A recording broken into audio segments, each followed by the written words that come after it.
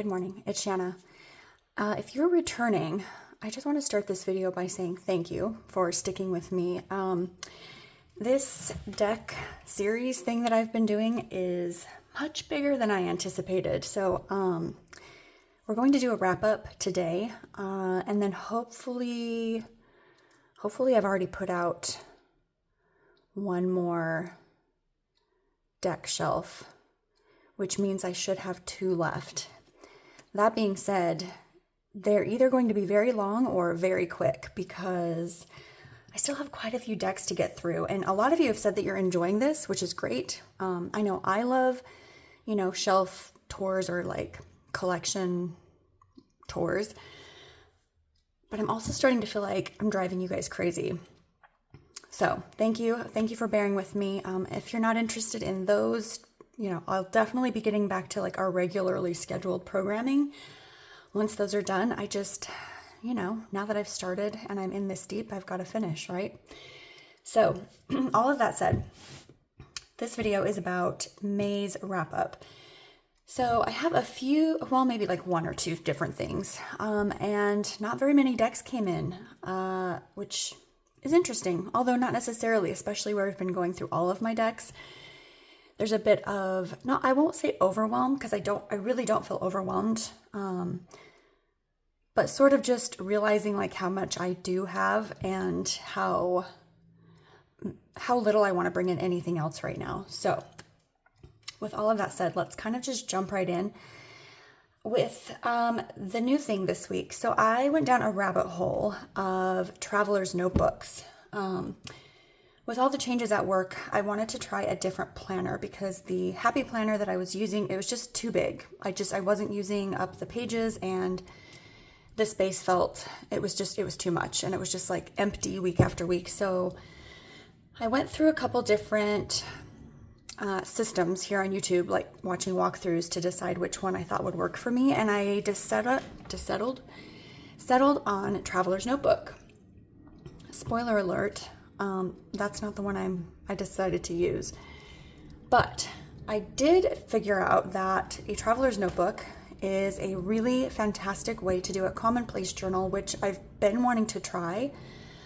I will link a video below, the video that sort of convinced me that I could do it, that it would work for me. So definitely check that out. If you're curious, Commonplace Journal is essentially a journal where you put your everyday things, like maybe a recipe you found, or social media you're currently enjoying, music you're currently enjoying, trips out, restaurants that you like. I mean, there's a whole variety, and this video goes into that. And so obviously, like, as she went through the video, I took notes and I put it in the front of the journal so that I could like refer back to it anytime I felt like I didn't have something to write, because I love the concept. So all of that being said, I'm not even sure where to start. I want to start sort of here, this is not Traveler's Notebook like brand, but I guess it's called a Traveler's Notebook. This is one I picked up. This is the passport size, and I picked this up last year because I wanted to use it as a journal for when my husband and I like go to the coast or try a different restaurant or go on one of our hikes, because we were going through this book and we decided to,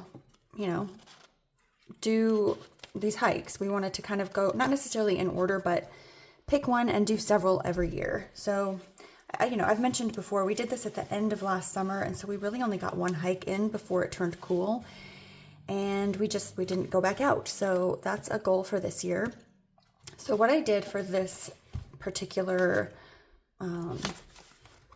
goal is I went through and labeled one of these notebooks. It's a dot grid.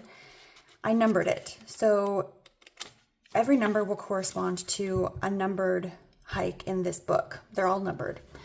So then once we do that hike, I'll flip to that page. I have little star stickers that I can rate the hike, and the title, the date, and just kind of like a little synopsis. And then I guess where we went to lunch. Oh, I know. So in this book, I wrote just a little note, like a little side note of yes, I would do this trail by myself, because one of my goals for this year is I want to at least once go on one of these hikes by myself. It's just one of those weird little random things I've not really ever done before for myself. So that's what this notebook is. I've got these little inserts for random whatevers. And then, you know, I've just added some stickers. This I printed out of the cover using the Ivy Cannon. And then this one, I'm not really sure exactly how I want to use it, but I've started adding like some ephemera to it so that as I go, you know, depending on where we stop in the notes that I do. I did a little note for our anniversary. So just some ephemera that I can add to the entries as we go. So that was sort of my entry, my gateway, you know, into this kind of system. So with all of that said, I decided to check out the regular size Traveler's Notebook. And these are all just like the things that I got along with it, which, like I said, I went down a real rabbit hole.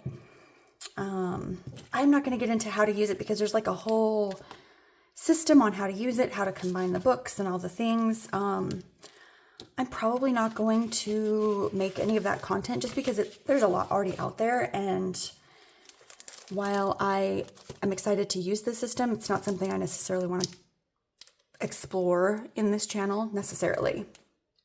We'll see. These are just some notebooks. These are, I believe, yeah, these are not actually Traveler's Notebook brand, which for various reasons, these are thread bound, which I really liked, versus the stapled, which I think Traveler's Notebooks are. Although anyone who's, you know, a Traveler's Notebook purist might, nope, yep, they're staple bound. So I just liked the concept of being thread bound. This is a blank page book that came with the journal that I bought. And then these are just some that I got off of Etsy because I got these with the intention to use them as my planner. Undated, I should have known better. Undated does not work for me. I hate dating them every week, but it's cute, it's fun, and I might wind up figuring out a use for it, but I'll be honest, probably not. I liked the different colors, and then there's a monthly view. The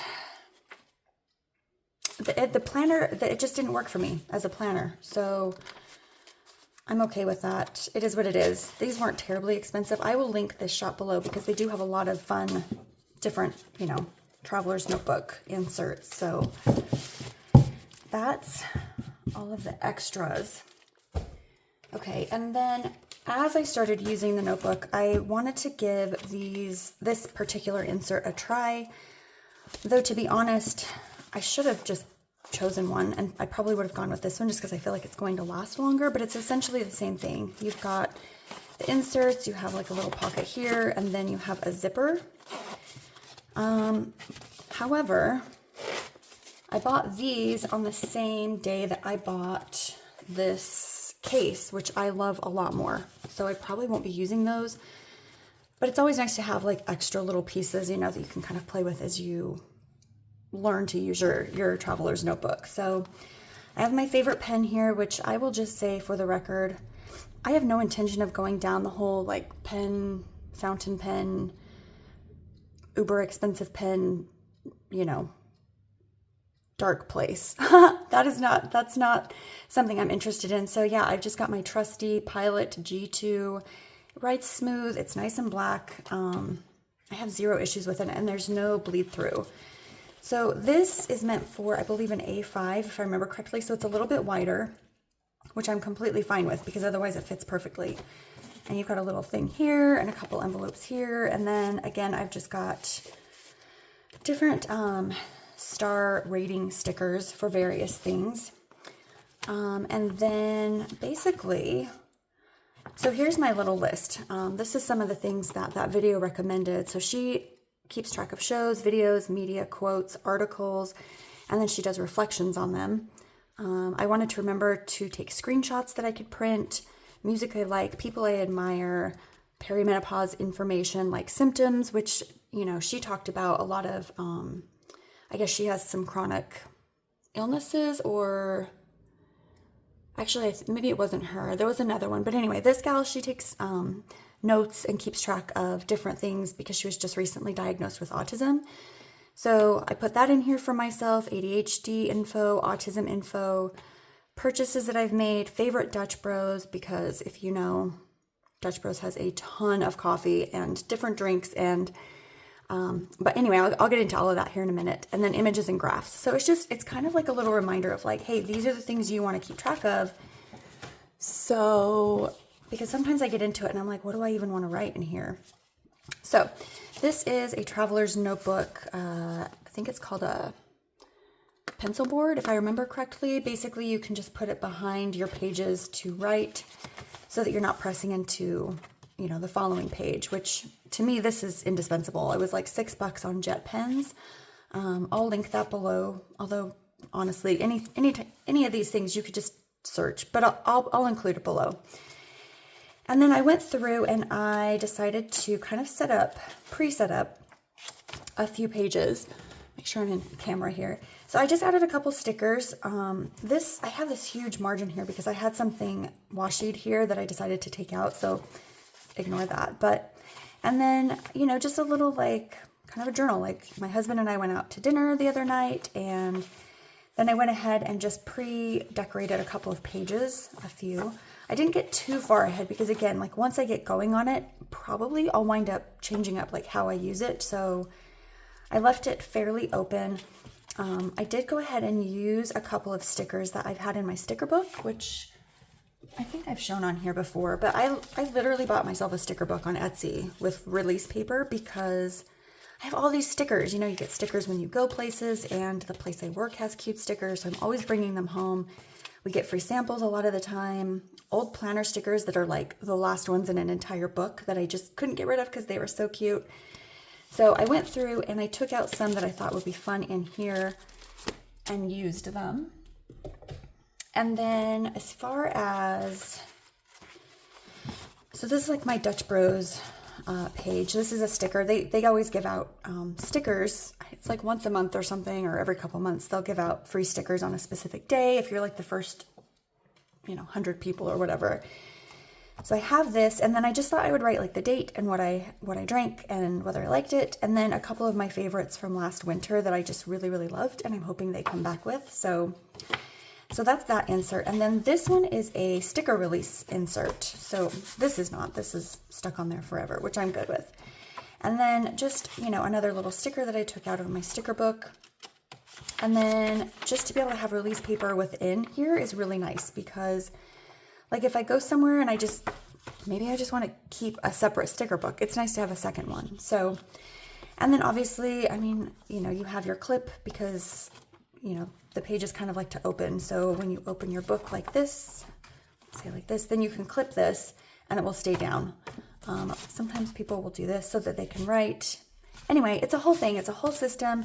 There's like a cult following essentially on this. It's just like any other system. You're going to have a lot of different things that you can add to it and play with. And I don't know. I really like the concept, and it's been fun to play with. And I like just carrying it around. It feels nice because I feel like, you go out and something happens and you're like, man, how do I wish I could remember this somehow. And maybe I don't want to take a picture of everything, or I don't know. It's just kind of a cool concept. So I've been having fun with that. And I will link this as well below because it did take me a minute of searching to find it on Amazon to make sure it was the correct size. So that's my traveler's notebook journey for May. So next up, let's talk about the decks that I brought in, which there are only 2 decks that I purchased and 1 deck that I won. So let's start with this one, the Spellcasting Oracle cards. These I bought because Carrie made me do it. She was talking, I think she's talked about this deck a few times, but she talked about it specifically in her using tarot for magic video, which I just love. I think I've talked about that the last 3 videos I've made. The concept is just cool. Using tarot and oracle as placeholders for spells or rituals. And I really liked the artwork. It reminds me very much of Colette Baron Reed's artwork. It reminds me of the Good Tarot, which I don't have, but I'm kind of tempted by. but keep telling myself not to get it for whatever reason. But so basically, I mean, essentially, and I'm going to like dumb this down like to the very basic.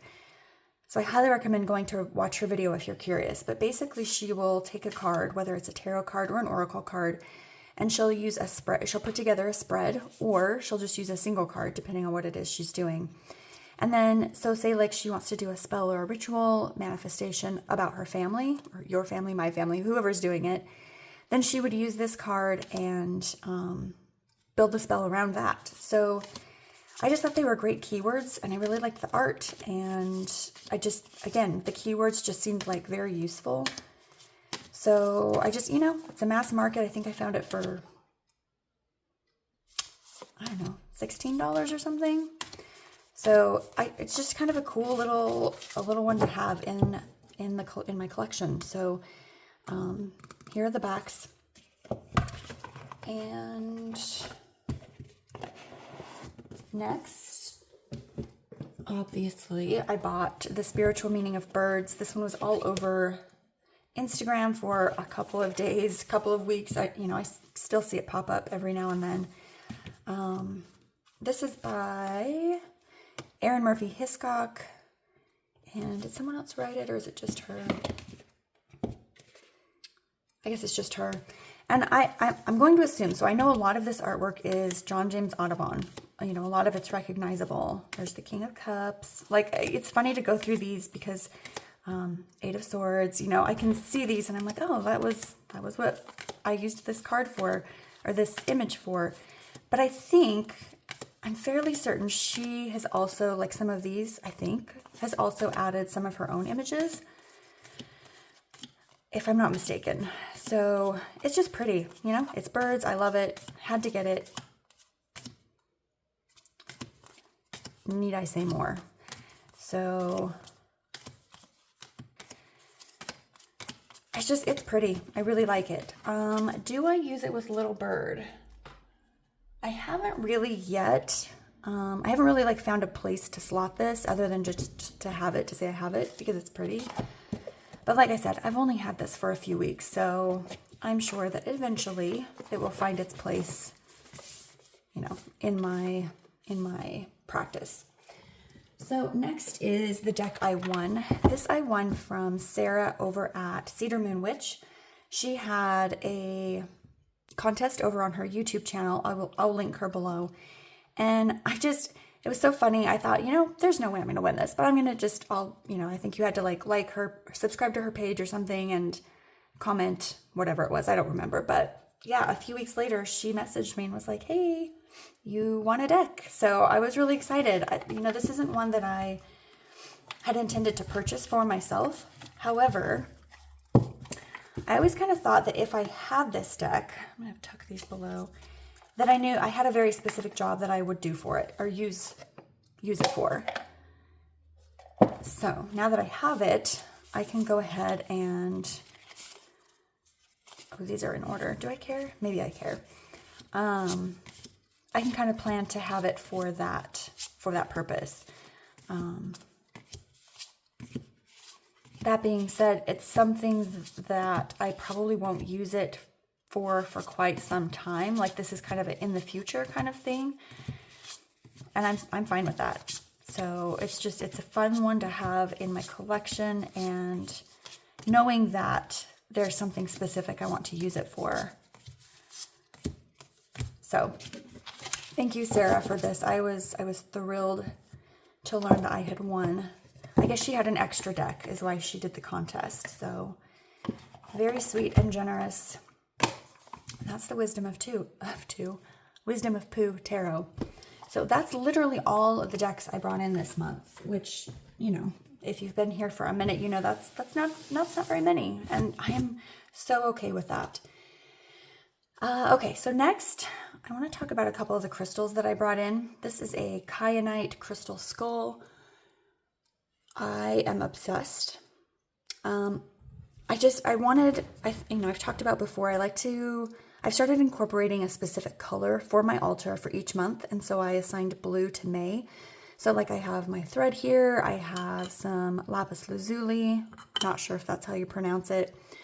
And then I went out and I specifically found this kyanite skull because I really enjoy having skulls on my altar. And then this guy, which without looking it up, I don't remember what it is. I do have it in my notes, but very, very pretty. And then just as a side note, something that I thought was exceptionally sweet. When Sara sent the Pooh Tarot, she included this little sodalite heart because it's blue. So when I messaged her, I was like, hey, thank you so much for sending, you know, the cute little heart. It looks perfect on my altar. And she was like, yeah, I know. I remember you talking about blue being the color that you had for May, and I just thought it would be perfect. And I was so touched by that. Like, it's not very often that you find people who like, not just pay attention, but I guess pay attention to the little things that people say, like just off the cuff kind of thing, and then use it later in a way that's, what am I trying to say? It was just really sweet. She heard what I said and she saw this thing and thought of me and sent it. And I love that when people are able to do that. It feels very intentional and thoughtful, and it was very sweet. So thank you again, Sara. Okay, next decks that I used. Let's take a look. Now, obviously, I'll be honest, so today's the 28th of May. I still have a few days left, so I may wind up using a couple other decks besides these over the next few days, but over the course of May, these are the decks I've used.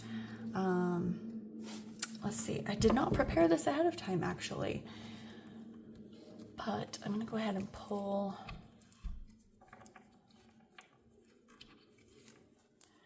this one. I used the Line Strider and Otherkins a lot. I've spoken of this one multiple times over the last few months as well. I mixed the Line Strider and the Otherkins. Did I already say that? My brain, you guys, lately is not functioning at full capacity. Anyway, this is my everyday deck, and I've really enjoyed using it. And I don't want to go into it too in depth because, like I said, I've kind of gone over it a few times the last few videos. Next I used, wow, I did not plan ahead very well at all. Oh, right here. Okay. I used the Sacred Destiny Oracle, which this is one of my favorites. It was a repurchase for me, and I just really like it. I don't know. I just really like the keywords. I like the guidebook in this one, and I don't know, it works really well for me. So next I used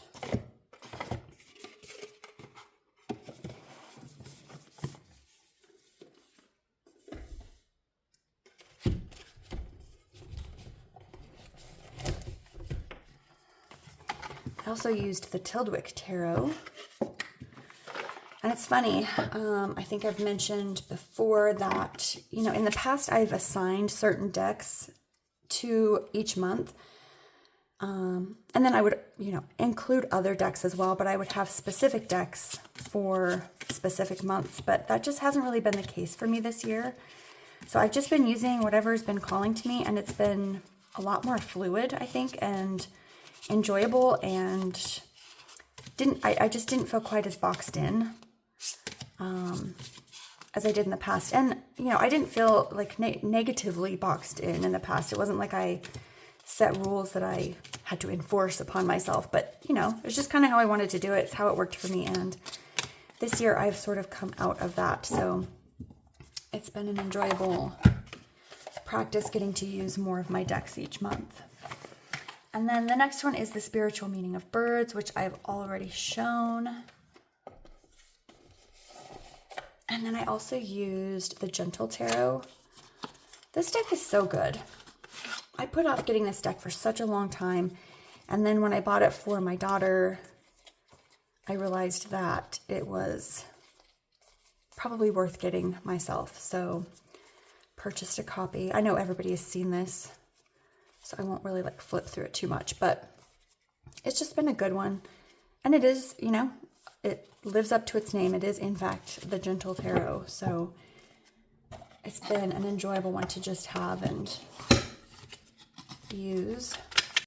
Next is the Wild and Sacred Feminine deck, which is the one I've been using for my weekly guides. And this month,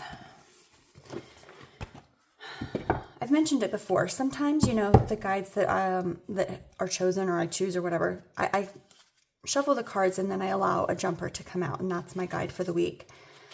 And so sometimes those cards don't really feel like they resonate for me that week for whatever reason. Whether or not for whatever reason, you know, and it might just be that I'm not picking up on the, you know, the meaning behind it, but sometimes they really do resonate with me. And Cave was one of those that I pulled it and I had it for the week. And then I think 3 days into the next week, I realized I hadn't pulled another one because this one just felt so like I just still needed it. So that was a good one. And then I had, the next card was, I don't have these in order. Once I've pulled them, I don't keep them in order. Swan was the second week, and then Dolphin was the third week, which this one was good. I really enjoyed that one. And then the last one, this current week is the Snake, and I pull them every week on Friday, so I will be pulling another one here on the 30th. And then I've just had this out on my altar as well. So yeah, Snake has felt quite pertinent this month. And then, like I said, Cave did as well. This has just been such a nice, like, it sounds so stupid. It's such a nice practice, but it's been really nice. I've enjoyed it. It's been something that I can like casually pop in and out of each week. You know, there's not a lot of pressure or anything like that. So yeah, I do think now that I've done this and I intend to continue doing it through the rest of the year, I think I might go ahead and get the Kantigi Oracle, oh my God, Kantigi Oracle at the end of the year. Kate over at Moonflower Moments has mentioned it, and I had seen it around for, you know, a few years now. It just wasn't really like anything that I was super interested in. However, I watched a walkthrough, and again, I will try to remember to link these below. But I watched a walkthrough where she really, really went through the whole deck and explained what it was about, how she used, or how it was intended to be used.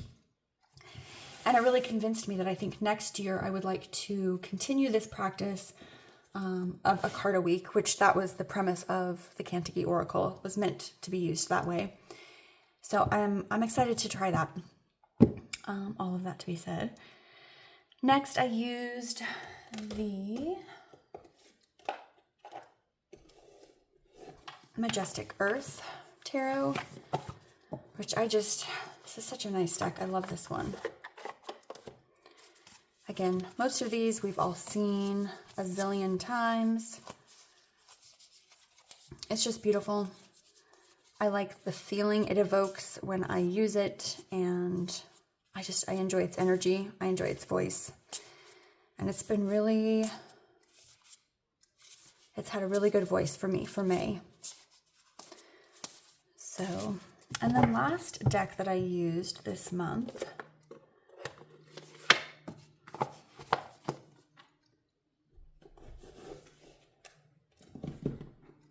is the Lan Tarot.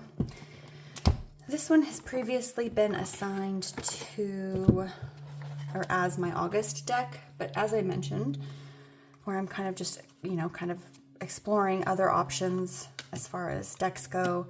This one, I love this deck. It's gorgeous, and I did not realize, because I am dumb or whatever, I didn't realize this was based on Welsh mythology, which I guess I knew it was based on mythology, but I didn't realize it was Welsh specific, which is very cool because a few months back, I was digging through our family tree. I think the account I use is familysearch.org. I don't know. It's my mom's account. She lets me log in. But every once in a while, I like to go in and just like start clicking on people and go further and further back and see like where I come from, you know, on both sides of my family. So, and Welsh was a very strong line. So, which, you know, once you get back so far, people just stay where they are. Like once you hit a specific country or region, they tend to just be from there. That's where they are. So yeah, that was, but anyway, my point being is that I started looking for decks that were Welsh, related, and I didn't really pull anything up, oddly, but this one is Welsh. So I've been digging into that a little bit, and that's the last of the decks I've used for the month of May. Okay. Books I read. I did not come prepared for this. I'm going to get my... Did I come prepared for this? No, I didn't. We're going to pause. Okay. I read 3 books, finished 3 books in May. I did not read from start to finish in May. It was just that I finished 3. So the first one I finished was The Midnight Library by Matt Haig. And this one was one that I was reading with a friend, but about 2/3 of the way,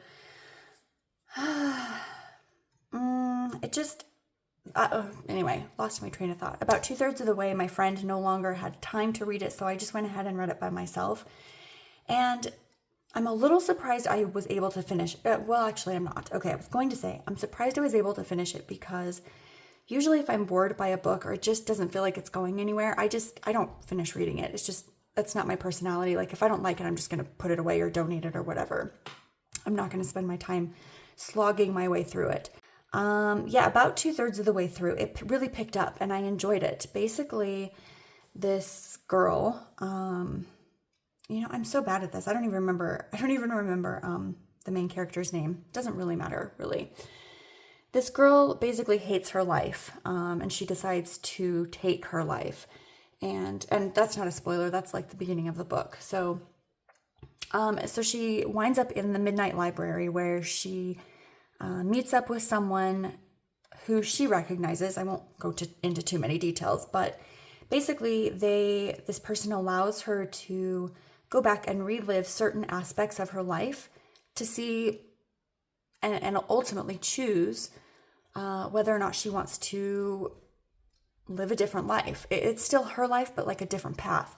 And so it's really good. Like she gets to explore all these different paths. And obviously some of them she comes to realize aren't all that she imagined they might have been. And some are, some are really exciting. Some she's ultra successful. Some she's not so successful. And just being able to kind of go through each of those.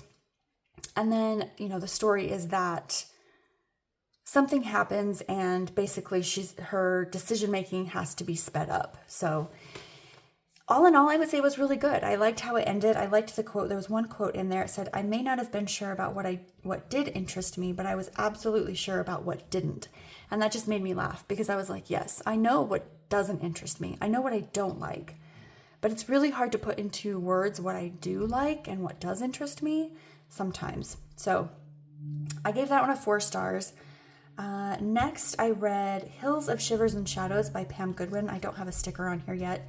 I like to print them in 4s because I do 1 sticker with 4 books on it. So I just wait until I've read 4 and then I put them all in at the same time. This was a really good book, you guys. A couple of things. If you're interested in it, it is a spicy book. Pam Godwin, I think, only writes spicy books. And there are quite a few triggering things, so highly recommend, do your due diligence, look at what the triggers might be. I'm